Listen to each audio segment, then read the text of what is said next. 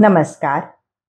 श्री गणेश पुराण उपासना खंड अध्याय क्रमांक 12-13 गणपतीचे विराट स्वरूप.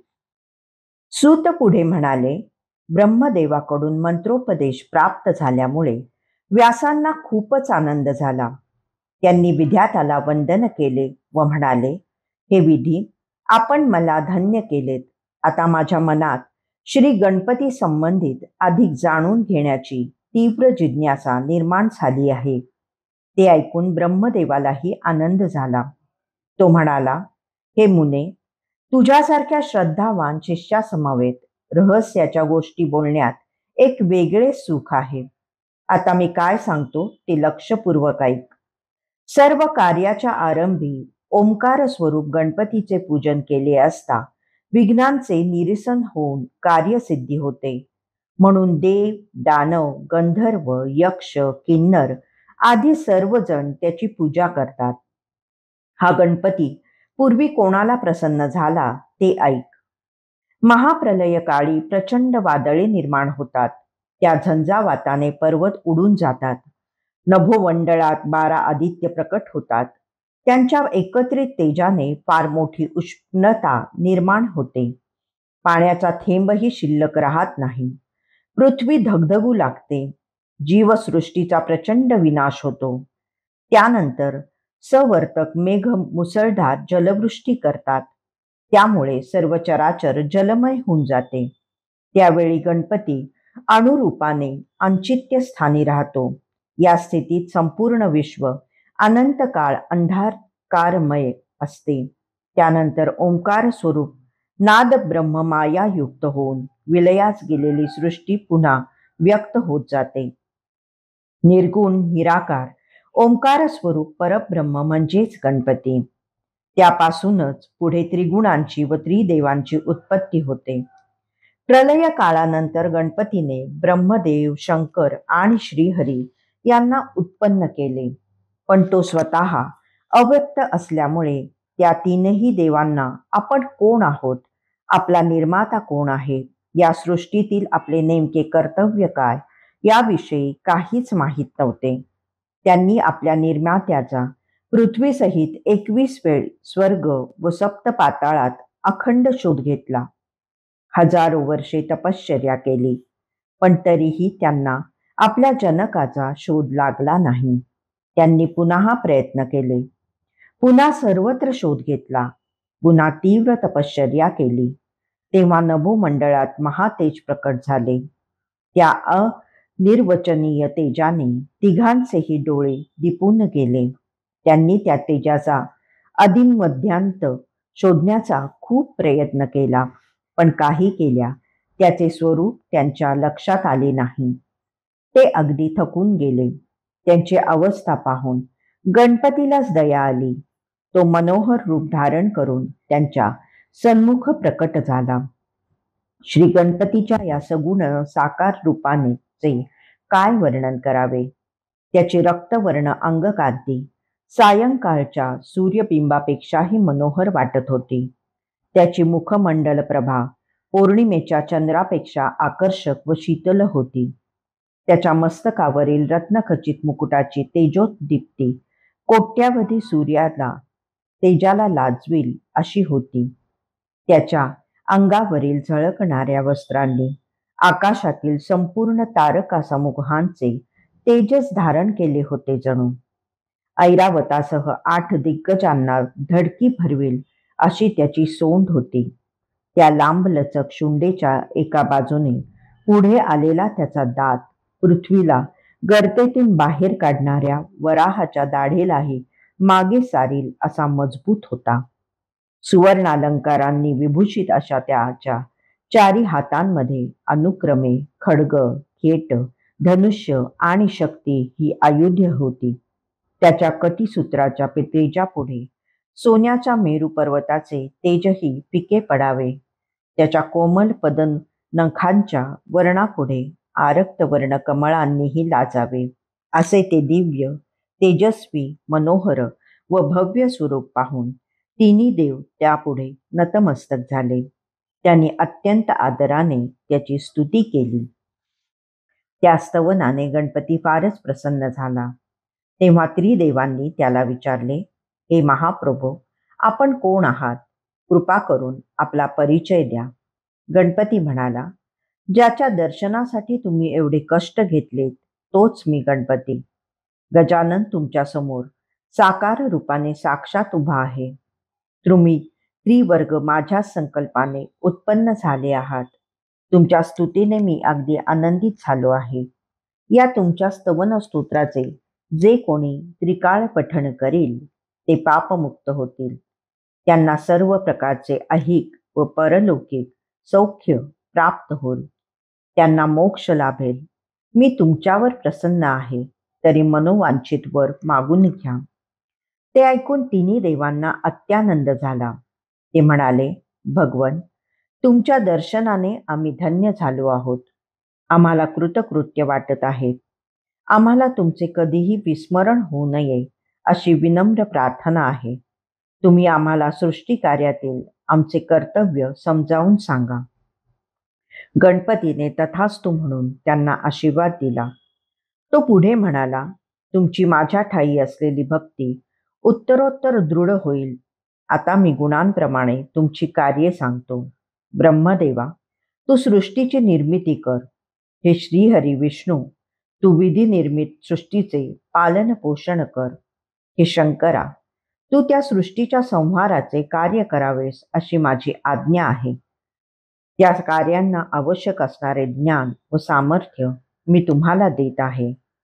त्यानंतर गणपतीने त्यांना कर्तव्यपूर्तीसाठी ज्ञान व शक्ती दिली. त्यांना वेद, शास्त्रे व पुराणे यांचेही ज्ञान दिले. त्यावेळी ब्रह्मदेवाने विनंती केली, हे महागणपती, सृष्टी निर्मितीच्या माझ्या कार्यासंबंधी तुम्हाला अधिक सविस्तर मार्गदर्शन करावे अशी माझी प्रार्थना आहे. गणपती म्हणाला, हे विधी, तू जी सृष्टी निर्माण करणार आहेस तिला ब्रह्मांड अशी संज्ञा प्राप्त होईल. अशी अनेक ब्रह्मांडे माझ्या ठायी आहेत. तू माझ्या शरीरात प्रवेश करून त्या सर्वांचे नीट अवलोकन कर. त्या योगे तुला नेमके काय करायचे आहे याची कल्पना येईल व तुझ्या कार्याची दिशा ठरेल. गणपतीने विधात्याला श्वासमार्गाने ओढून आपल्या हृदयात नेले. तेथे उमराच्या फळाप्रमाणे दिसणारी असंख्य ब्रह्मांडे होते. गणपतीने योग सामर्थ्याने एक ब्रह्मांड फळ फोडले. त्यातील सर्व सृष्टी ब्रह्मदेवास उलगडून दाखवली.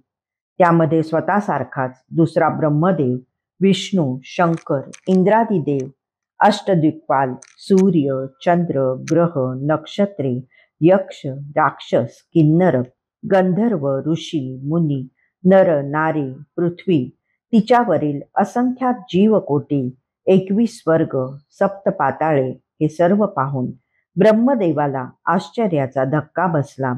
त्याने जिज्ञासेने दुसरे ब्रह्मांड फळ फोडून पाहिले. त्यातही तसेच दृश्य दिसले. तो चमत्कार पाहून विधी दिग्मूढ झाला. महासंभ्रमात पडला. काय करावे हेच त्याला सुचेना. त्याने गणपतीला हात जोडले.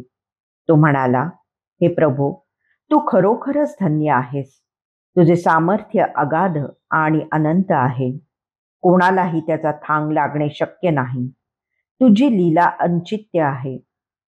तू सर्व सृष्टी आधीच निर्माण करून ठेवली आहेस आणि मलाच सृष्टी निर्मिती करावयास सांगत आहेस.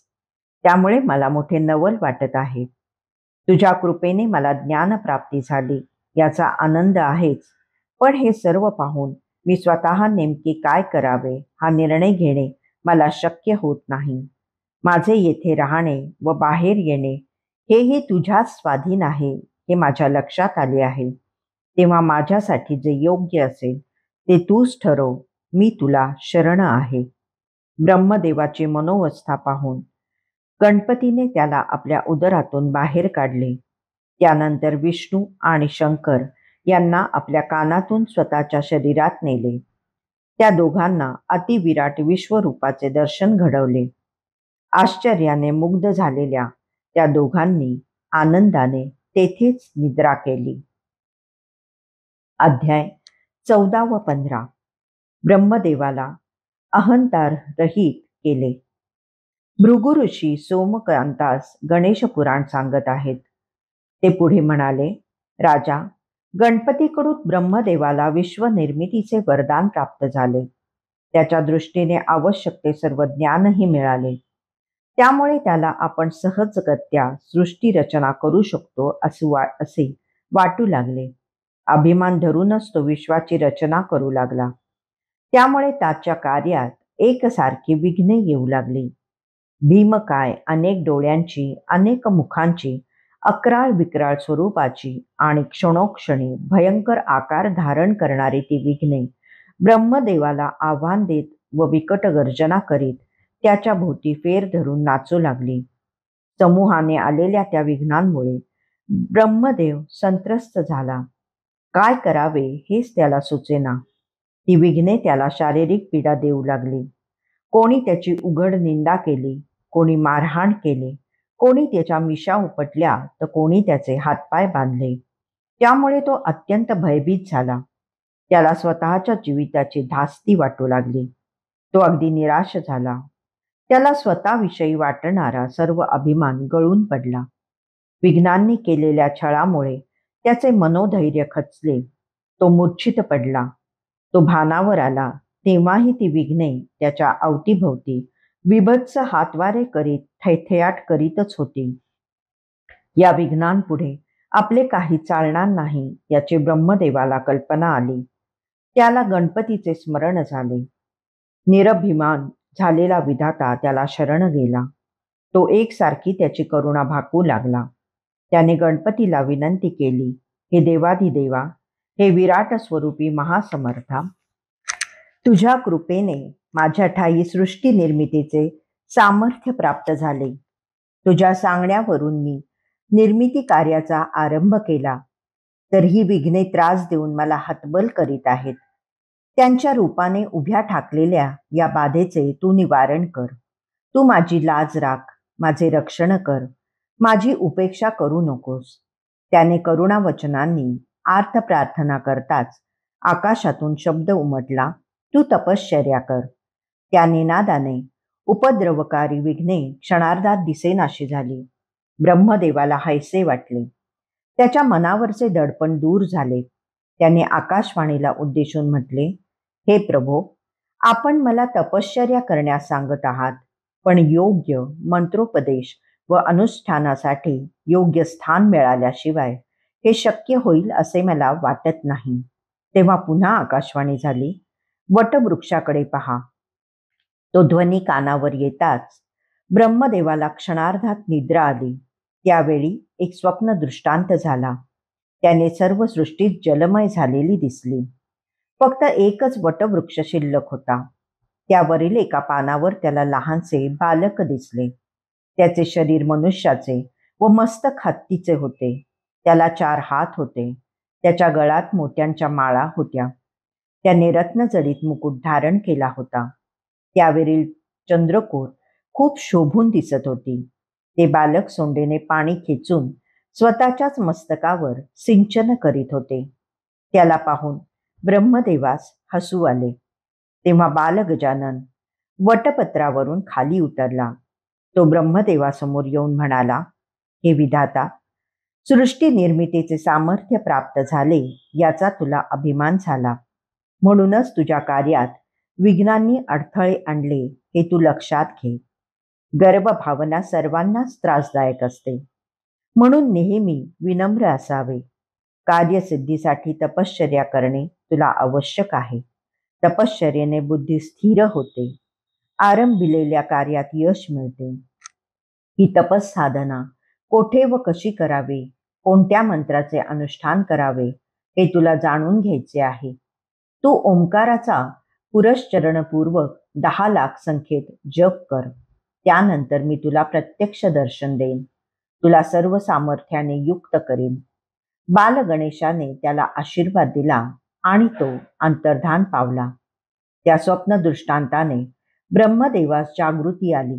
त्याने भोवताली पाहिले, पण काहीही दृष्टीस पडले नाही.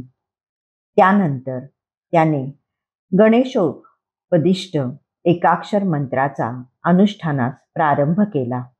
त्या तपश्चर्येच्या प्रभावाने त्याच्या मुखातून अग्निज्वाला बाहेर पडू लागल्या. ती त्याची दिव्य उत्कट तपश्चर्या पाहून गणपती प्रसन्न झाला. त्याने विधीला दिव्य तेजोरूपात दर्शन दिले. त्या तेजाने ब्रह्मदेवाचे डोळे दिपले. तो दिग्मूढ झाला. त्याची अवस्था पाहून गणपतीला दया आली. तो सौम्य रूपात प्रकट झाला आणि म्हणाला, तुझ्या स्वप्न दृष्टांतात मंत्रोपदेश देणारा मीच आहे. तुझ्या तपश्चर्येने मी संतुष्ट झालो आहे. आता तू जे काही मागशील ते माझ्या प्रसादाने तुला प्राप्त होईल. तरी वरदान मागून घे. ते मृदू मधुर भाषण ऐकून ब्रह्मदेव भानावर आला. त्याने डोळे उघडून पाहिले. समोर श्री गणपतीची सौम्य महनमंगल व मनोहर मूर्ती पाहून त्याला धन्य धन्य वाटले. त्याचे अंतःकरण सुखावले. त्याने आपल्या चारही मस्तकांनी गणपतीला वंदन केले. त्याची भक्तिभावाने स्तुती केली व पुढे म्हणाला, हे प्रभो, तुझ्या सगुण साकार दर्शनाने मी कृतार्थ झालो आहे. तू परमपूज्य आहेस. तुझ्याविषयीची माझी श्रद्धा व भक्ती निरंतर दृढ राहो. मला तुझे नित्य स्मरण राहो. तुझ्या कृपेने माझ्या सर्व विघ्नांचा नाश होवो. मला सृष्टी निर्मितीचे सामर्थ्य प्राप्त होवो. हे देवादिदेवा, ज्या ज्या वेळी मला तुझ्या दर्शनाची उत्कट इच्छा होईल त्या त्या वेळी तू निज कृपेने मला दर्शन दे, अशी माझी विनम्र प्रार्थना आहे. गणपतीने तथास्तु असा आशीर्वाद दिला व म्हणाला, ब्रह्मदेवा, माझ्या स्मरणाने तुझी सर्व विघ्ने नष्ट होतील. तुझे कार्य सुकर होईल. आता निशंक मनाने सृष्टी निर्मितीचे कार्य कर. ते ऐकून ब्रह्मदेवास खूप आनंद झाला. त्याने गणपतीचे पूजन केले. त्यावेळी रिद्धी व सिद्धी या 2 कन्या उत्पन्न झाल्या. ब्रह्मदेवाने त्या गणपतीला अर्पण केल्या. त्यांचा स्वीकार करून गणपती अंतर्धान पावला. निरहंकार, विनम्र आणि विनयशील असा ब्रह्मदेव शांतपणे सृष्टीची निर्मिती करू लागला. व्यासांच्या बाबतीतही असेच काहीसे घडले होते. त्यांची आद्य पूजनीय श्री गणपतीचे स्मरण केले नाही. मी सर्वज्ञ आहे असा सूक्ष्म अहंकारही त्यांच्या ठायी होता. म्हणून पुराणांची निर्मिती करताना त्यांनाही अनंत अडचणी आल्या. बुद्धी कुंठित झाली. ब्रह्मदेवास शरण गेल्यावर त्याने त्यांना वस्तुस्थितीची कल्पना दिली. त्यांना गणेश महात्म्य सांगितले आणि त्याची भक्ती करण्याचा उपदेश केला. ब्रह्मदेवाची आज्ञा शिरसावंद्य मानून व्यासांनी उत्कंठतेने गणेश भक्ती केली. त्यामुळे बुद्धीचा दाता, 14 विद्या व 64 कलांचा स्वामी श्री गणपती प्रसन्न झाला. त्याच्या कृपा प्रसादाने व्यासांची संभ्रमावस्था गेली. ते स्थिर चित्त झाले. गणपतीच्या आशीर्वादाने त्यांना पुराण रचनेसाठी आवश्यक ते ज्ञान प्राप्त झाले. नंतरच्या काळात त्यांच्याकडून 18 पुराणांची, उपपुराणांची व अनेक ज्ञान ग्रंथांची निर्मिती झाली. व्यासांनी हाताळला नाही असा एकही विषय शिल्लक राहिला नाही, अशा पुराणांचा दाखला आहे. म्हणून व्यासोच्छिष्टम जगत सर्वम असे त्यांच्या सन्मानार्थ म्हटले जाते. अध्याय 16 ते 18 मधुपकैटभ दैत्यांचा संहार. ब्रह्मदेवाची कथा ऐकून सोमकांताच्या मनात पुढील वृत्तांत ऐकण्याची उत्सुकता निर्माण झाली. तो भृगु ऋषींना म्हणाला, हे मुने, ब्रह्मदेवाला श्री गणपतीकडून सृष्टी निर्मातीचा वर मिळाला.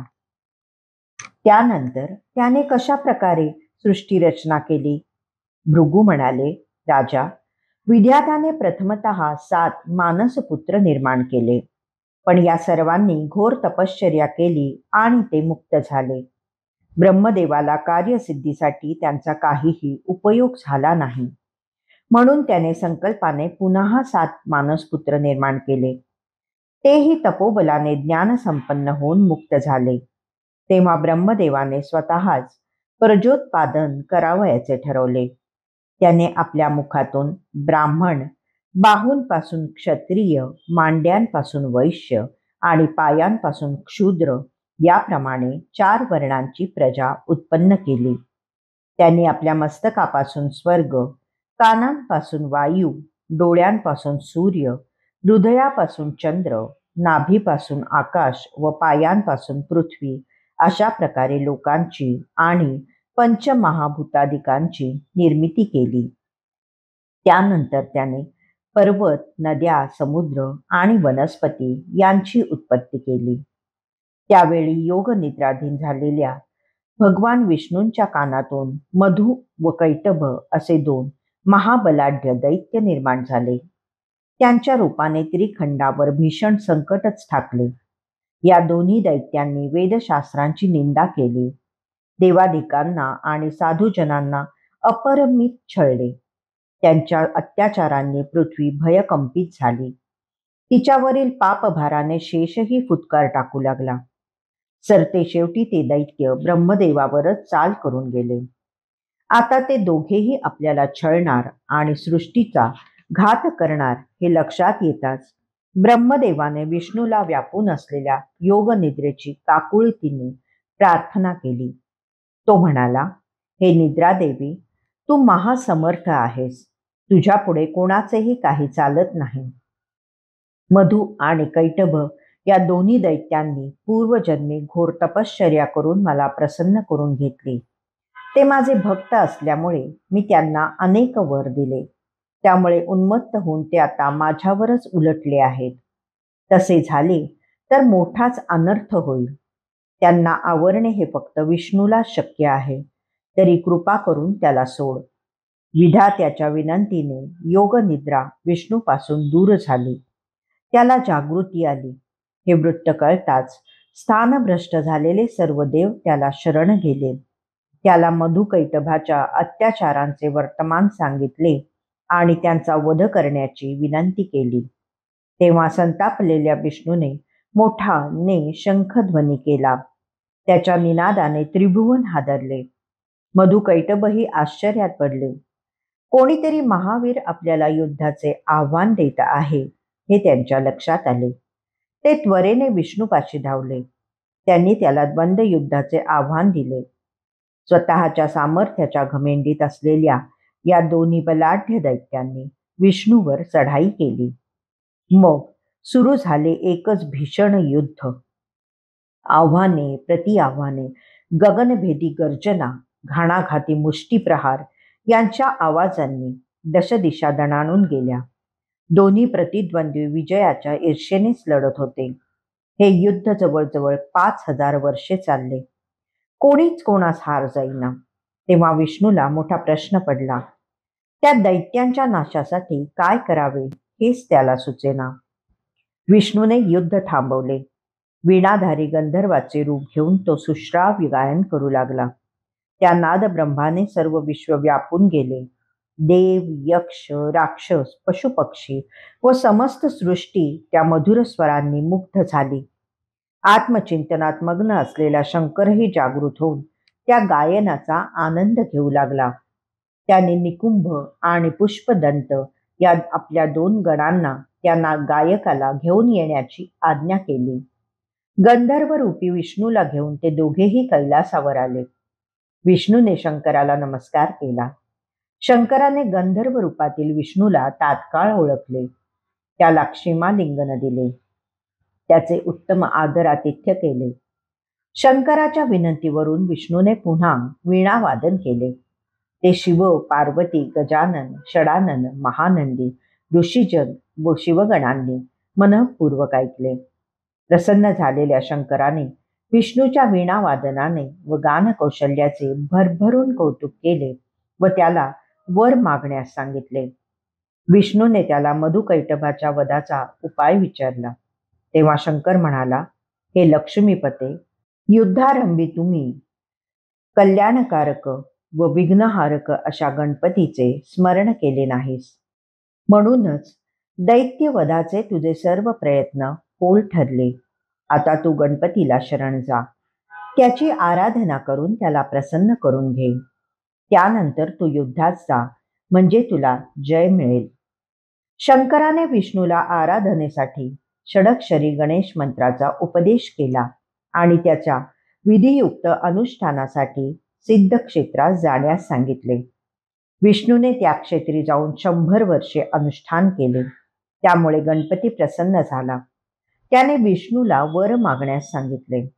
विष्णूने त्याची स्तुती केली व म्हणाला, हे गणाधीशा, तुझ्या कृपा प्रसादाने मला मधुकैटभाचा व यापुढे उत्पन्न होणाऱ्या सर्व उन्मत्त व दुष्ट दैत्यांचा संहार करण्याचे सामर्थ्य प्राप्त हो. तेव्हा तथास्तु असे आशीर्वचन बोलून गणपती अंतर्धान पावला. या मंगल प्रसंगाचे स्मरण म्हणून देवांनी सिद्धी क्षेत्रात 4 महाद्वारांनी युक्त असे भव्य मंदिर बांधले. श्री विष्णूने त्यामध्ये गंडकी शिळेपासून तयार केलेल्या अतिशय मनोहर अशा गणेश मूर्तीची प्राणप्रतिष्ठा केली. या गणपती सिद्धिविनायक म्हणून प्रसिद्ध झाला. दैत्यवधाचे सामर्थ्य प्राप्त झालेल्या विष्णूने पुन्हा एकदा मधुकैटभ दैत्यांना युद्धाचे आवाहन दिले. हे युद्धही बराच काळ चालले. कोणीच कोणास हार जाईना. तेव्हा विष्णूने नवीनच युक्ती केली. त्याने युद्ध थांबवले आणि दैत्यांना उद्देशून म्हणाला, तुम्हा दोघांचे युद्ध कौशल्य पाहून मी अगदी थक्क झालो आहे. तुमचे धैर्यही विलक्षण आहे. मी तुमच्यावर अतिशय प्रसन्न आहे. तरी तुम्हाला हवे ते वरदान मागून घ्या. विष्णू याआधी युद्ध सोडून निघून गेला होता. नंतर 100 वर्षांनी तो पुन्हा युद्धास आला आणि आत्ताही युद्ध थांबवून आपली स्तुती करतो आहे पाहून मधु आणि कैटभाला अधिकच उन्माद चढला. श्रीहरीकडे तुच्छतेने पाहून ते म्हणाले, तू आम्हाला काय वर देणार? त्यापेक्षा तूच आमच्याकडून वर मागून घे. विष्णूला हेच हवे होते. क्षणाचाही विलंब न करता तो म्हणाला, तुमचा वध माझ्या हातून व्हावा असा मला वर द्या. आता माघार घेणे शक्यच नव्हते. मधुकैटभ शब्द देऊन फसले होते. असे काही घडेल याची त्यांना कल्पनाच नव्हती. काय करावे हेच त्यांना सुचेना. त्यांनी सभोवती दृष्टी फिरवली तेव्हा सर्व सृष्टी जलमय झालेली दिसली. ते म्हणाले, हे विष्णू, तुझ्या हातून मरण येणे हे आमचे सद्भाग्यच. आम्ही मुक्तच होणार. तथापि तू आम्हाला कोरड्या स्थानी मारावेस. त्यांचा युक्तिवाद श्री विष्णूंच्या तात्काळ लक्षात आला. त्याने त्या दोघांना मांडीवर घेतले आणि सुदर्शन चक्राने त्यांचा शिरच्छेद केला. या विजयाने श्रीहरीची मोठी कीर्ती झाली. देवांनी पुष्पवृष्टी करून त्याचा जय जयकार केला. दैत्यरूपी संकट दूर झाल्याने त्रिभुवनाने निश्वास टाकला. ब्रह्मदेवही आपले कार्य निर्विघ्नपणे करू लागला. अध्याय 19 ते 21. राजपुत्र दक्षाची कथा. भृगुऋषी सोमकांतास म्हणाले, राजा, व्यासांच्या मनात श्री गणपतीविषयी अधिक जाणून घेण्याची उत्कंठा आहे हे लक्षात घेऊन ब्रह्मदेवाने त्यांना गणेश महात्म्यपर दुसरी कथा सांगितली. तो म्हणाला, हे मुने, प्राचीन काळी विदर्भातील कौंडिण्यपुरात भीम नावाचा राजा राहत असे. तो महापराक्रमी, सद्गुणी, सदाचारी, ऐश्वर्य संपन्न, दानशूर व ब्राह्मणांचा आश्रयदाता म्हणून प्रसिद्ध होता. अनेक राजे त्याचे मांडलिक होते. ते प्रतिवर्षी त्याला करभार देत असत. चारुहासिनी ही त्याची पत्नी. ती सुशील, सुंदर, गुणवान व पतिव्रता स्त्री होती. ती देव ब्राह्मणांचा आदर करायची, अतिथींची सेवा करायची. अशा प्रकारे सर्व काही अनुकूल असूनही हे राजदंपती दुःखी होते. त्यांना मुलबाळ नव्हते.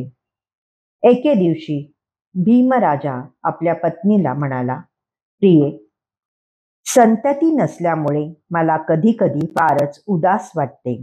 ज्याला पुत्र नाही त्याला स्वर्गप्राप्ती होत नाही. त्याच्याकडील हव्य देव स्वीकारत नाहीत. त्याच्याकडील कव्य पितरही स्वीकारत नाहीत असे शास्त्र सांगते. निपुत्रिकाचे जिणे व्यर्थच होय. पुत्राविना मला जेशी जीवनच शून्य वाटते. आता मला या राजा ऐश्वर्याचाही बीट येऊ लागला आहे.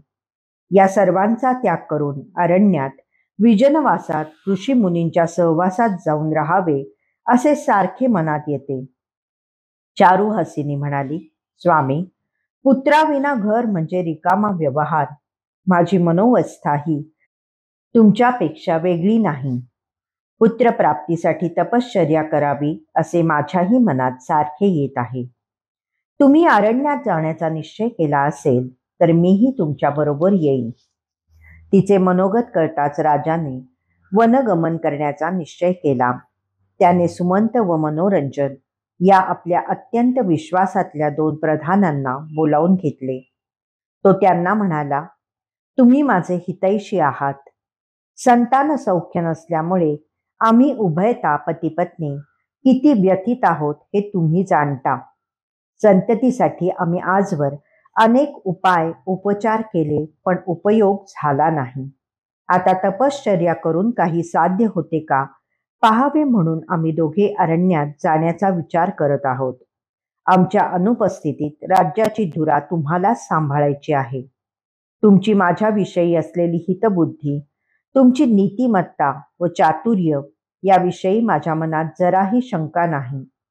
आम्ही परतून आलो नाही तर कालांतराने हे राज्य तुम्ही दोघांनी वाटून घ्या. राजाचे ते निर्वाणीचे बोलणे ऐकून त्या स्वामी भक्त प्रधानांना अतिशय दुःख झाले. त्यांनी राजाचे सांत्वन केले. तसेच त्याला त्याच्या विचारापासून परावृत्त करण्याचा खूप प्रयत्न केला, पण उपयोग झाला नाही. निघण्याच्या दिवशी राजाने याचकांना व विप्रांना अपार दानधर्म केला. प्रजेला समजावले आणि थोड्या मोठ्यांचे आशीर्वाद घेऊन तो आपल्या राणीसह अरण्यात प्रवेशला. काही अंतर चालून गेल्यावर त्याला एक रमणीय सरोवर दिसले. त्याचा परिसर नानाविध वृक्षवेलींनी वेढलेला होता. तेथील निसर्ग सौंदर्य पाहून राजाचे मन फारच प्रसन्न झाले. जवळच एक आश्रम दृष्टीस पडला. तेथे पशुपक्षी वैर्यभाव विसरून एकोप्याने नांदत होते. ते पाहून त्याला मोठे आश्चर्य वाटले. येथे कोणीतरी महान तपस्वी राहत असावा असा विचार करून तो त्या आश्रमाकडे निघाला. तो विश्वामित्र ऋषींचा आश्रम होता. आश्रमाच्या अध्ययन कक्षात त्यांचे शिष्य वेदाध्ययन करत होते. दर्भासनावर बसलेल्या शांत व प्रसन्न अशा विश्वामित्रांना पाहून राजा राणीला परमसंतोष वाटला. त्यांनी पुढे जाऊन त्या महान तपस्व्याला नमस्कार केला. विश्वामित्रांनी त्या दोघांचे यथोचित आदरातिथ्य केले. त्यांचे कुशल मंगल विचारले. अंतर्ज्ञानी विश्वामित्रांनी त्यांची व्यथा जाणली. राजाला आशीर्वाद देताना ते म्हणाले, राजन, काळजी करू नकोस. तुला उत्तम गुणांनी युक्त असा पराक्रमी पुत्र होईल. त्याची सर्वदूर कीर्ती होईल. तुझेही कल्याण होईल. त्या आशीर्वचनांनी राजाला धन्य धन्य वाटले. त्याने विश्वामित्रांना स्वतःचा व पत्नीचा परिचय दिला. स्वतःचे कुल, गोत्र व राज्याची माहिती सांगितली. तो पुढे म्हणाला, हे तपोनिधी, पुत्र सौख्य नसल्यामुळे मी निराशेने राज्यत्याग केला. तपश्चर्यादी दैवी उपचारांनी काही साध्य होते का पाहावे म्हणून मी अरण्यात आलो आहे. येथे महाभाग्याने आपले दर्शन झाले. तुमच्या आशीर्वादाने माझ्या मनाला शांती लाभली. जीवनविषयी नवीन आशा पल्लवित झाल्या. हा सर्व आपल्या कृपेचा प्रसाद आहे असे मला वाटते. आपण अंतर्ज्ञानी आहात, तरी कृपा करून कोणत्या दूषित पूर्वकर्मामुळे मला नपुत्रिक राहावे लागले ते सांगावे. विश्वामित्र म्हणाले, राजा, मनुष्य कितीही मोठा झाला तरी त्याने कुलधर्म कुलाचार सोडू नये. गणपती हे तुझे कुलदैवत आहे. तो आद्य पूजनीय आहे. त्याचे महात्म्य फार थोर आहे. म्हणून देव, दानव, ऋषी, मुनी, मनुष्य आदी सर्वच त्याची पूजा करतात. पण तुझ्या हातून त्याची जराही सेवा घडली नाही. म्हणूनच तुला संतती सुखापासून वंचित राहावे लागले. आता मी तुला तुझ्या पूर्वजांचे चरित्र सांगतो, ऐक. भीम हा तुझा 7वा पूर्वज. कमला ही त्याची पत्नी. या दंपतीस उशिराने एक मुलगा झाला. तो जन्मतः मूकबधीर होता. त्याच्या पाठीवर कुबड होते. काही दिवसांनी त्या बालकाच्या शरीरावर असंख्य क्षते पडली. ती उपचार करूनही बरी झाली नाहीत. त्यातून रक्त व पू बाहेर येऊ लागले. ती दुर्गंधी असह्य होत असे. आपल्या पुत्राची ती भीषण अवस्था पाहून राणीला फारच दुःख होत असे. ती देवांकडे त्याच्यासाठी मरण मागू लागली. एके दिवशी राणी फारच व्यथित झाली. मोठ्याने आक्रोश करीत रडू लागली. तिची अवस्था पाहून राजाही हतबल झाला. तरीही त्याने स्वतःला सावरले. तो तिला म्हणाला, जन्मलेल्या प्रत्येकालाच आपापल्या पूर्वकर्मानुसार सुखदुःखादी भोग प्राप्त होत असतात. परिस्थिती कधीही एकसारखी असत नाही. दुःखालाही अंत असतोच, पण दुःख भोग भोगत असताना परमेश्वरावर श्रद्धा ठेवली तर जीवन सुलभ होते. हा आपला पुत्र चांगला होणारच नाही असा तू का विचार करतेस? परमेश्वर सर्वांचा हितकर्ता आहे. त्याच्या कृपा प्रसादाने अशक्य गोष्टीही शक्य झालेल्या आपण पाहिलेल्या आहेत. देवावर श्रद्धा ठेवून आपल्या मुलाच्या हितासाठी सतत प्रयत्न करणे एवढेच आपल्या हाती आहे आणि ते आपण करीतच आहोत. म्हणून तू शोकावर. तेव्हा राणीने स्वतःला सावरले आणि आलेल्या प्रसंगाला धीराने तोंड द्यायचे ठरवले. भीमराजाने आपल्या पुत्राचे दक्ष असे नामकरण केले. त्या प्रसंगी ब्राह्मणांना, गुणीजनांना व याचकांना अपार दानधर्म केला. नंतरच्या काळात आपल्या पुत्राला आरोग्य प्राप्त व्हावे म्हणून राजाने अथक प्रयत्न केले. देशोदेशींच्या राजवैद्यांकडून उपचार करवले. त्याने स्वतःही 12 वर्षे तपश्चर्या केली, पण काहीही उपयोग झाला नाही, ज्यामुळे राजाला वैफल्य आले. तो एकसारखी चिडचिड करू लागला. त्याचं उद्विग्न अवस्थेत एके दिवशी त्याने आपल्या राणीला व पुत्राला राजधानीतून हाकलून दिले. कमला राणी व तिचा व्याधीग्रस्त पुत्र दोघेही अनाथ झाले. राणी गावोगाव हिंडून भिक्षेवर गुजराण करू लागली, पण तिच्या दुर्दैवाचे फेरे अजूनही संपले नव्हते. एका आडवाटेवर चोरांनी तिला गाठले व तिच्याकडील दागिने लंपास केले. निराधार दुबळी झालेली ती राज्ञी आपल्या दैवाला दोष देत तिथेच बराच काळ रडत बसली. मग तिने स्वतःला सावरले व पुढील मार्गक्रमण करू लागली. फिरत फिरत ती एका गावी आली. तेथे एका देवळात मुक्काम केला. एके दिवशी दक्षाला मंदिराच्या ओवरीत ठेवून ती एकटीच भिक्षेसाठी गावात गेली होती. त्यावेळी एक पुण्यश्लोक भगवत भक्त देवदर्शनासाठी तेथे आला. तेव्हा त्याच्या शरीरावरून वाहत आलेल्या वायूच्या झुळकीने दक्षाच्या अंगास स्पर्श केला. तर काय आश्चर्य! तो राजपुत्र क्षणार्धात व्याधीमुक्त झाला. जखमांनी अमंगळ दिसणारे त्याचे शरीर एकदम सुदृढ झाले. तो तेजस्वी व कांतिमान दिसू लागला. त्याचे मूक बधिरत्व गेले. या चमत्काराने 13-14 वर्षाचा दक्ष संभ्रमात पडला. त्याचे मन आनंदाने मोहरून गेले. त्याने अत्यंत आदराने त्या साधूला नमस्कार केला. देवदर्शन करून तो साधू निघून गेला. त्याच्या पाठमोऱ्या आकृतीकडे राजपुत्र दक्ष कृतज्ञतेने पाहतच राहिला. भिक्षा मागून राणी देवळात आली. तेथे आपल्या मुलाचे बदललेले स्वरूप पाहून तिच्या आपल्या डोळ्यांवर विश्वासच बसला नाही. आपण स्वप्न तर पाहत नाही अशी शंकाही तिच्या मनात येऊन गेली. दक्षाने धावत येऊन तिला गळामिठी घातली आणि घडलेला सर्व वृत्तांत सांगितला. ते ऐकून ती आनंदाने रडू लागली. एखाद्या तपस्वी साधूची अल्पसंगतही दीनदुबळ्यांचे जीवन बदलून शकते याची तिला प्रत्यक्ष अनुभूती आली होती.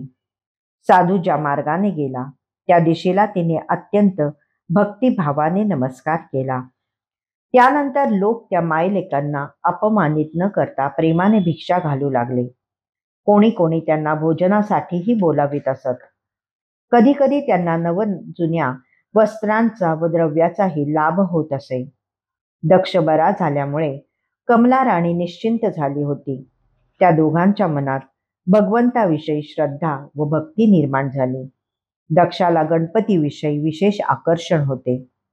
तो पायाच्या अंगठ्यावर उभे राहून ओम गजाननाय नमः या मंत्राचा नित्य नेमाने जप करीत असे. ही त्याची एकांतिक तपसाधना पाहून गणपती प्रसन्न झाला.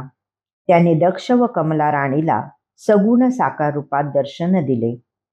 चतुर्भुज, पितांबरधारी, विशालकाय आणि दैदिप्यमान अशा त्या गणेश मूर्तीच्या दर्शनाने त्या दोघांना अगदी कृतकृत्य वाटले. तेवढ्यात गणपती एका तेजस्वी ब्राह्मणाच्या रूपात प्रकट झाला. तो दक्षाला म्हणाला, वत्सा, तुझ्या एकनिष्ठ आराधनेने मी अगदी प्रसन्न झालो आहे. तू माझा निस्सीम भक्त आहेस, तरी इष्टवर मागून घे. दक्षाने विप्र रूपातील गणपतीला भावभक्तीने नमस्कार केला. त्याची मुक्त कंठाने स्तुती केली. तो म्हणाला, देवा, तू मला दर्शन दिलेस, त्यामुळे मी अगदी कृतार्थ झालो आहे. तुझ्याकडे काही मागावे असे मला वाटतच नाही. तुझी माझ्यावर नित्य कृपादृष्टी राहो, एवढीच प्रार्थना आहे. तो त्याचा निस्वार्थ भक्तिभाव पाहून गणपती अधिकच प्रसन्न झाला. तो म्हणाला, दक्षा, मुद्गल हा माझा श्रेष्ठ भक्त आहे. त्याच्या अंगावरून वाहत आलेल्या वायूनेच तुला आरोग्य लाभले आहे. मी तुला वर देणार होतो, पण आता तोच तुला इष्ट वर प्रदान करील. बोलणे पूर्ण झाल्यावर गणपती अंतर्धान पावला. तेव्हा दक्षास अतिशय वाईट वाटले. कोणीतरी माझे आराध्य दैवत मला दाखवा हो. हे गजानना, तू निष्ठुर का झालास? मला एकट्याला टाकून का गेलास? असे म्हणून तो विरह व्यथेने तडफडू लागला. गणपतीच्या पुनश्च दर्शनासाठी तो इतका व्याकुळ झाला की त्याला आपल्या अंगावरील वस्त्राचीही शुद्ध राहिले नाही. वाटेत भेटणाऱ्या प्रत्येकाला तो गणपतीचा ठाव ठिकाणा विचारू लागला. भटकत भटकत तो नगराबाहेर आला. कमला राणीचीही अवस्था काही वेगळी नव्हती. गणेश दर्शनाची इच्छा मनाशी धरून ती दोघेही त्याच्या मागोमाग हिंडत होती. याच संभ्रमित अवस्थेत भटकंती करत ते दोघं मायलेक एका अरण्यात प्रवेशले. तेथे मुद्गल ऋषींचा आश्रम होता. तेथील पवित्र वातावरणात त्या दोघांना मोठे समाधान लाभले. तेथील शांतीने त्यांचेही मन शांत झाले. त्या दोघांनी आश्रमात प्रवेश केला. तेथे एका कुटीमध्ये मुद्गल ऋषी गणेश पूजनात मग्न होते. त्यांना वंदन करून ते दोघे अंगणातील एका झाडाखाली बसले. पूजा झाल्यावर ऋषीवर्य बाहेर आले. त्यांनी त्या दोघांची आस्थेने विचारपूस केली. दक्षाने त्यांना आपला परिचय दिला. आपली समग्र हकीकत सांगितली. तो पुढे म्हणाला, हे महानुभाव, आपण फार थोर आहात. आपल्या अंगवायूने माझे क्षतिग्रस्त शरीर चांगले झाले. मला उत्तम आरोग्य लाभले. आपले महात्म्य मी काय वर्णन करू? आपल्या दर्शनाची मला फारच तळमळ लागली होती. आज ती इच्छाही सहजगत्या पूर्ण झाली. मी धन्य झालो. माझे मनही शांत शांत झाले. त्याचे मृदू मधुर भाषण ऐकून मुद्गलांनाही अत्यानंद झाला. ते म्हणाले, दक्षा, तुला भेटून मलाही मोठे समाधान वाटत आहे. अरे, तू माझ्यापेक्षाही थोर भक्त आहेस. ज्याच्या प्राप्तीसाठी मी आयुष्यभर तपश्चर्या केली, त्याच्या दर्शनाचा मला अजूनही लाभ झालेला नाही. तो तुला झाला. बाबा रे, वेदांनाही ज्याचा थांग लागत नाही, तो चराचराचा स्वामी आहे. सहस्र मुखांचा शेषही ज्याचे महात्म्य वर्णन करू शकत नाही, जो या विश्वाचा अदृश्य सूत्रसंचालक आहे, त्या महागणपतीने तुला दृश्य स्वरूपात दर्शन दिले, म्हणून तुझ्या भाग्याचा मला हेवा वाटतो. आज तुझ्या दर्शनाने मीच धन्य झालो आहे. मुद्गलांना राहवले नाही. त्या तपोनिधीने पुढे जाऊन दक्षाला दृढ आलिंगन दिले. त्यांनी त्याला ओम या एकाक्षर मंत्राचा उपदेश केला. ते म्हणाले, दक्षा, ओम हा निर्गुण निराकार परमात्मवाचक महामंत्र आहे. तू याचा नित्य जप कर. तसेच भावभक्तीने गजाननाची आराधना कर. त्यामुळे तो तुझ्यावर प्रसन्न राहील. तुझ्या सर्व इच्छा पूर्ण करेल. तुझे नेहमी संरक्षण करेल. मग देव आणि दैत्य यांच्यापैकी कोणीही तुला त्रास देणार नाही. पण मंत्रजप आणि गणेश भक्तीपासून तू परावृत्त झालास तर मात्र तुझे खूपच नुकसान होईल. तुझ्याकडून असे काही होणार नाही याची मला पूर्ण खात्री आहे. दक्षानेही त्यांच्या बोलण्याला पूर्ण संमती दर्शवली. तो म्हणाला, गुरुदेव, मी कधीही आपल्या वचनाबाहेर जाणार नाही. ते ऐकून मुद्गलांना खूप मोठे समाधान वाटले. एवढी कथा सांगून भृगु ऋषी थोडा वेळ थांबले. तेव्हा सोमकांत म्हणाला, ऋषीवर्य, माझ्या मनात काही शंका आहेत, कृपया त्यांचे निराकरण करा. मुद्गल ऋषी महातपस्वी होते. त्यांनी प्रदीर्घ काळ तपश्चर्या केली होती. ज्यांच्या अंगवाताने दक्षाची जन्मजात दुर्धर व्याधी क्षणार्धात बरी झाली, त्या मुद्गल ऋषींना गणपतीचे दर्शन झाले नाही. पण दक्षाला मात्र ते अल्पायासे झाले. असे का? गणपतीने दक्षाला स्वतः वर दिला नाही.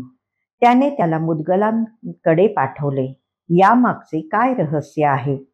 दक्षाची संचित पूर्व पुण्याई फार मोठी होती असे म्हटले तर त्याला जन्मताच एवढे भयंकर रोग का भोगावे लागले, याविषयी सविस्तर निरूपण करा. अध्याय क्रमांक 22 ते 24. बल्लाळेश्वराची कथा, दक्षाची गणेश आराधना. सोमकांताने शंका उपस्थित केली. तिचे निरसन करताना भृगू म्हणाले, राजा, तू खरोखरच जिज्ञासू आहेस. तुझा प्रश्न ऐकून मलाही आनंद झाला आहे. या संदर्भात भीमराजानेही विश्वामित्रांना दक्षाचे पुनर्जन्म वृत्त विचारले होते. त्यावेळी त्यांनी जे सांगितले तेच मी तुला कथन करीत आहे. पश्चिम सागर तटावर सिंधू देश वसला आहे. तेथे पल्ली नावाचे एक नगर आहे. तेथे कल्याण नावाचा एक दानशील धर्मशील वैश्य राहत असे. त्याच्या पत्नीचे नाव इंदुमती. या वैश्य दंपतीस बल्लाळ नावाचा पुत्र होता. त्याला बालपणापासूनच देवादिकांची खूप आवड होती. तो व त्याचे सवंगडी दगडाचे देव मांडून त्यांची पूजा करायचे, आरती म्हणायचे व नैवेद्य दाखवायचे. हा त्यांचा नित्याचाच खेळ होता. एके दिवशी बल्लाळ व त्याचे मित्र गावाबाहेर हिंडावयास गेले होते. तेथे बल्लाळाने एका मोठ्या गोट्याची गणपती म्हणून स्थापना केली. दुर्वा, रानफुले व पत्रींनी त्याची पूजा केली. मग आपापल्या बालबुद्धीला अनुसरून त्यांच्यापैकी कोणी ध्यानस्थ बसले, कोणी जप करू लागले, तर कोणी देवाची गाणी म्हणून नाचू लागले. त्या खेळात ते सर्वजण इतके दंग झाले होते की त्यांना आपल्या घराचीही आठवण राहिली नाही. इकडे बराच वेळ झाला तरी मुले परतली नाहीत, म्हणून त्यांच्या पालकांना मोठी काळजी वाटू लागली. बल्लाळच आपल्या मुलांना भलते वेड लावत आहे म्हणून ते आधीच संतापलेले होते. त्यांनी तावातावाने कल्याणाचे घर गाठले व त्याची कान उघाडणी करू लागले. ते म्हणाले, तुझ्या मुलाने हे काय चालवले आहे? तो आमच्या मुलांना गोळा करतो, त्यांना खेळण्यासाठी गावाबाहेर नेतो, मग त्यांना घरची आठवण राहत नाही, तहान भूकही लागत नाही. आम्ही त्यांची वाट बघत तिष्ठत राहतो. हे असे किती दिवस चालायचे? तू बल्लाळाला वेळीच आवर घाल. त्याच्या नादाने आमची मुले बिघडली तर आम्ही गप्प बसणार नाही. ग्राम अधिकाऱ्याकडे तक्रार करू, मग आम्हाला दोष देऊ नकोस. लोकांची तक्रार ऐकून कल्याणाला बल्लाळाचा खूप राग आला. त्याने एक काठी घेतली आणि मुलांना शोधायला निघाला. वेशीजवळच मुले दृष्टीस पडली. त्यांनी दगडगोटे रचून एक मंदिर तयार केले होते. देवाची पूजा करून तो बालचमू गणपतीच्या कथा ऐकत होता. त्यांना कसलेच भान नव्हते. ते दृश्य पाहून कल्याणाचा रागाचा पारा चढला. तो ताडताड पावले टाकीत त्यांच्यापाशी गेला. त्याने काठीच्या फटकाऱ्यांनी ते देऊळ तोडून मोडून पार उद्ध्वस्त करून टाकले. त्याची क्रोधित मुद्रा पाहून मुलांनी घराकडे धूम ठोकली. बल्लाळ गणेश ध्यानात इतका मग्न झाला होता की त्याला काय चालले आहे याची गंध वार्ताही नव्हती. कल्याणाच्या हाती तो आयताच सापडला. त्याने रागाच्या भरात बल्लाळाला इतके मारले की त्याच्या अंगातून रक्तस्राव होऊ लागला. काळे निळे वळ उमटले. त्याने बल्लाळास एका झाडाला बांधले. त्याने गणपती मानलेला दगड दूर भिरकावून दिला व म्हणाला, कार्ट्या, हे तू काय मांडले आहेस? तू आम्हाला नगरात राहू देणार आहेस की नाही? लोक तुला दूषण देतात, तुझी निंदा करतात. आज त्यांनी घरी येऊन माझी कान उघाडणी केली आहे. हे सर्व मी कशासाठी सहन करायचे? ते काही नाही. तुला शिक्षा व्हायलाच हवी. आज कोणता देव तुला सोडवतो आणि कोण तुला खाऊ पिऊ घालतो तेच मला बघायचे आहे. बल्लाळाला त्याच अवस्थेत सोडून तो निष्ठुरपणे निघून गेला. या घटनेने बल्लाळाच्या मनावर फार मोठा आघात झाला. पित्याने देऊळ उद्ध्वस्त केले, देव भिरकावून दिला, याचे त्याला मनस्वी दुःख झाले. शारीरिक पीडेपेक्षा ही वेदना फार मोठी होती. तो प्रसंग आठवून बल्लाळाला एकसारखे रडू येत होते. तो गणपतीची आर्ततेने करुणा भाकू लागला. म्हणाला, हे गणाधीशा, तू विघ्नहर्ता आहेस. मग आज तुझ्या पूजेत हे विघ्न कसे आले? तू भक्तवत्सल आहेस ना? तू भक्तांना संकटातून तारणारा आहेस ना? मग आता मी संकटात असताना तू का धावून येत नाहीस? तू माझी का अपेक्षा करतोस? देवा, वेदशास्त्रांनी आणि पुराणांनी जगाला तुझेच अंचित्य महात्म्य सांगितले. तू भक्तांचा प्रतिपाळ करतोस. भक्तांचे रक्षण हेच तुझे ब्रीद आहे, असे त्या ग्रंथांमध्ये वारंवार सांगितले आहे. त्यामुळेच माझी तुझ्यावर दृढ निष्ठा बसली. आज अशा रक्तबंबाळ अवस्थेत मी या वृक्षाला जखडलेला असताना तू माझ्या साह्यार्थ धावून आला नाहीस, तर तुझ्या महात्म्यावर, तुझ्या अगाध लीला कर्तृत्वावर मी कसा विश्वास ठेवायचा? धाव घे गजानना, धाव घे. बल्लाळ एकसारखा गणपतीचा धावा करीत होता.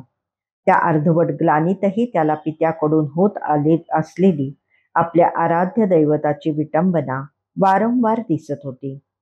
तो प्रसंग आठवून त्याला एकसारखे भडभडून येत होते.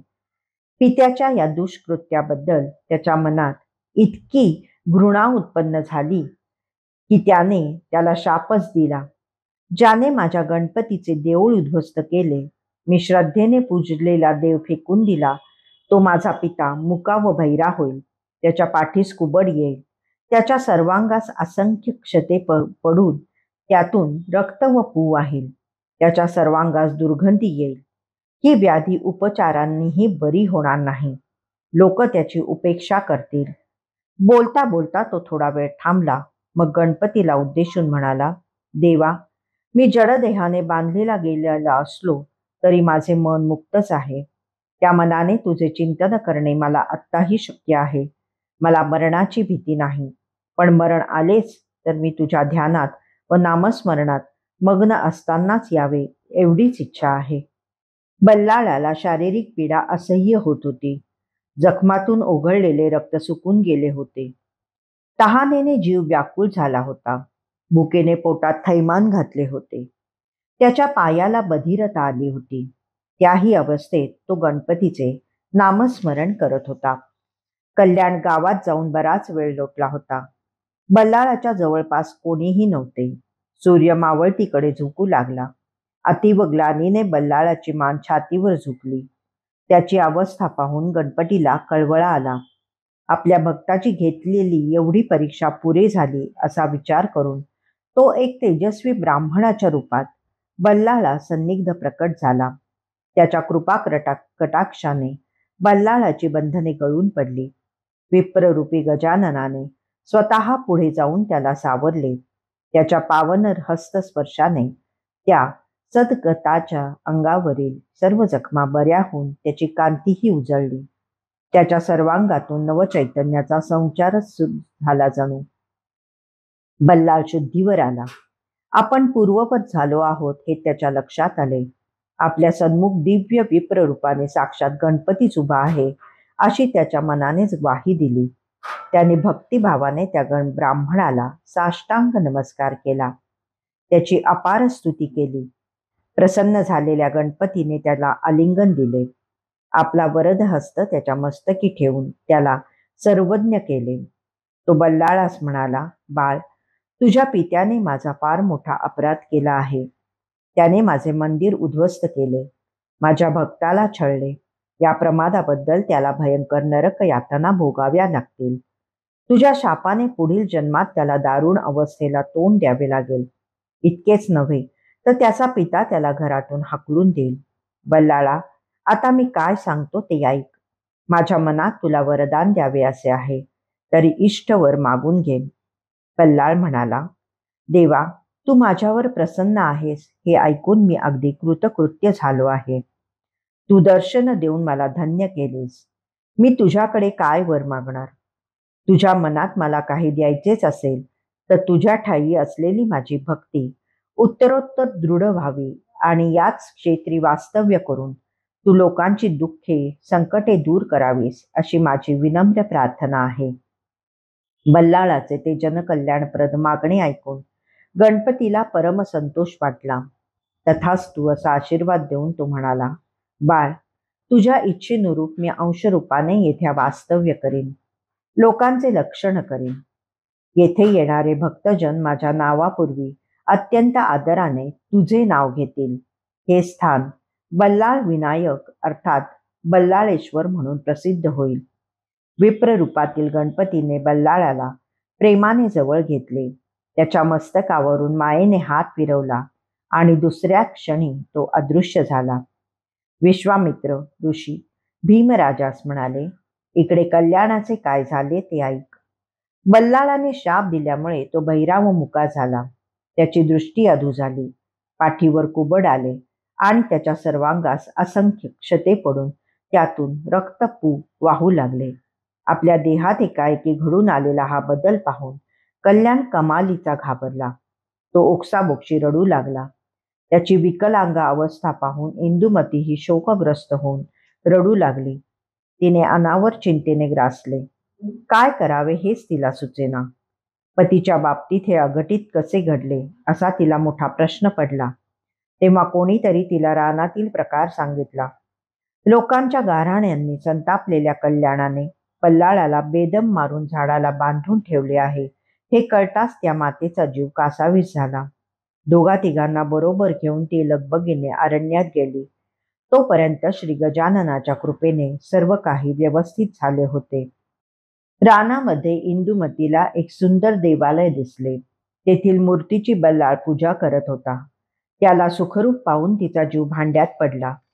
तिने परिचिताला विचारले, तुम्ही बल्लाळबद्दल मला उलट सुलट का सांगितलेत? तो म्हणाला, बाई, मी खरं तेच बोललो आहे. तुम्हाला खोटं सांगून मला काय मिळणार? मी पाहिलेली आधीची परिस्थिती व आत्ताची परिस्थिती यामुळे मी स्वतःच संभ्रमात पडलो आहे. तुम्ही बल्लाळालाच विचारून खात्री करून घ्या. तेव्हा कोठे इंदुमतीचा राग शांत झाला. तिने धावत जाऊन पुत्राला आलिंगन दिले. काय घडले हे त्याला विचारले. बल्लाळाने बालसुलभ प्रांजळपणे तिला सर्व काही सांगून टाकले. तिनेही त्याला कल्याणाची अवस्था सांगितली. तेव्हा आपल्या शापामुळे पित्यासमवेत या प्रेमळ मातेलाही दुःख भोगावे लागणार या विचाराने बल्लाळाचा चेहरा उतरला.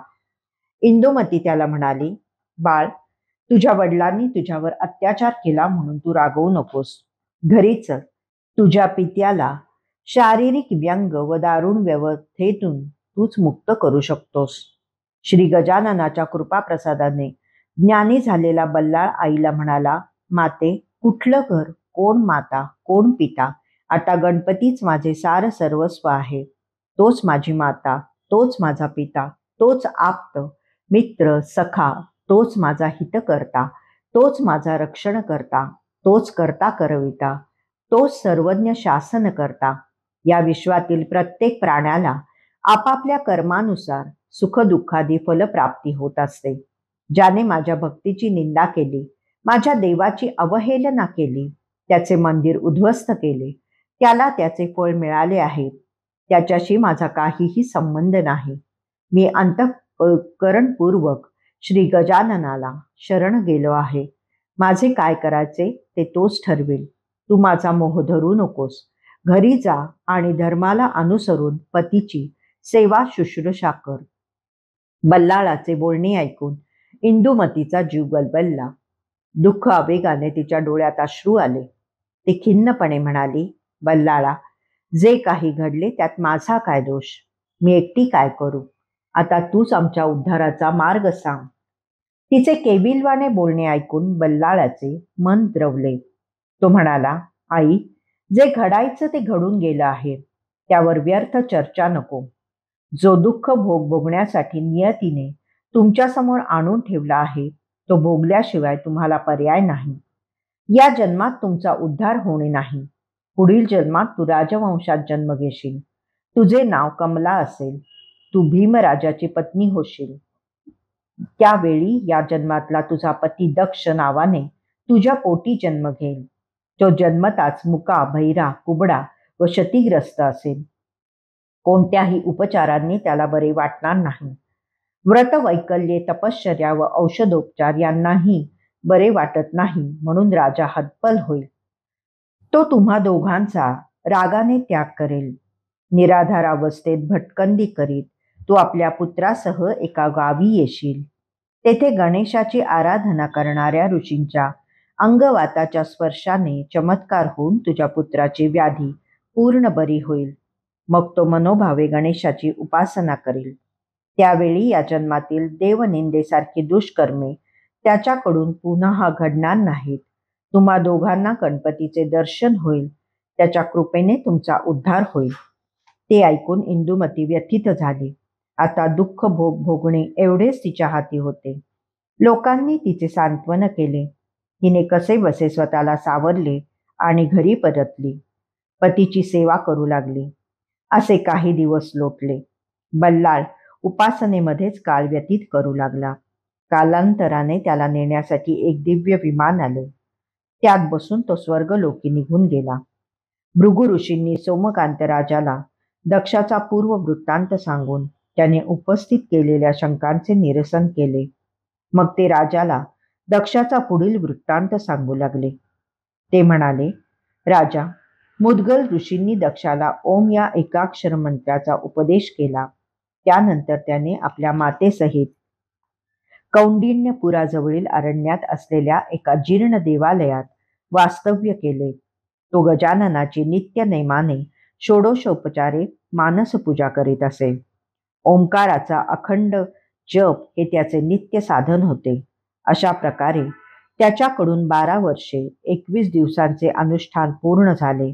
त्या रात्री झोपलेला असताना दक्षाला एक स्वप्न दृष्टांत झाला. त्यात एका शृंगारलेल्या हत्तीने त्याच्या गळ्यात मौल्यवान रत्नमाला घातली. मग त्याला सोंडेने अलगद उचलून आपल्या पाठीवर ठेवले आणि त्याला एका सुशोभित नगरात घेऊन गेला, असे दृश्य दिसले. या स्वप्न दृष्टांताने दक्षाला एकदम जाग आली. त्याचे मन प्रसन्न झाले. त्याने हे स्वप्न आपल्या मातेला सांगितले. तेव्हा तिलाही आनंद झाला. ती उत्स्फूर्तपणे म्हणाली, हा तर मोठा शुभशकुन आहे. हत्ती म्हणजे गणपतीचे प्रतीक. त्याने तुला रत्नमाला घातली, पाठीवरून नगरात नेले. याचा अर्थ श्री गजाननाच्या कृपेने लवकरच तुला राज्यप्राप्तीचा योग आहे असे जाणवते. ते ऐकून दक्षालाही आनंद झाला.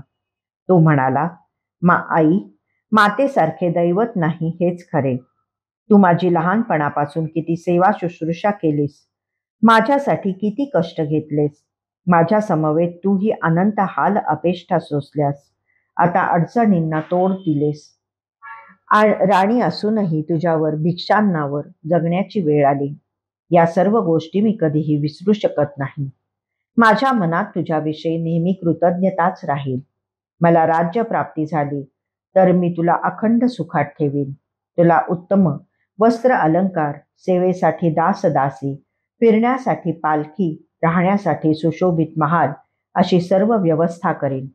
दक्षाचे बोलणे ऐकून कमला म्हणाली, बाळा, तू राजपुत्रच आहेस.